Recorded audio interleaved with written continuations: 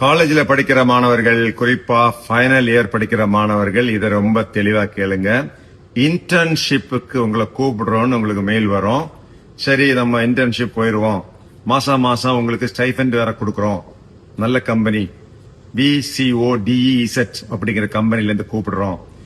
நீங்க இந்த வேலைக்காக, இந்த இன்டர்ன்ஷிப்புக்காக கொஞ்சம் ப்ராசஸிங் எல்லாம் பண்ண வேண்டியிருக்கு. ஒரு 7,000 ரூபாய் அனுப்புங்க அப்படின்னு கேட்பாங்க. நீங்க நல்லா இருக்கு, கம்பெனி நல்லா இருக்கு, ப்ரொஃபைல் நல்லா இருக்கு, மாசம் 30,000 ரூபாய் ஸ்டைஃபண்ட் கொடுக்கறாங்கன்னு சொல்லி 7,000 அனுப்புவீங்க.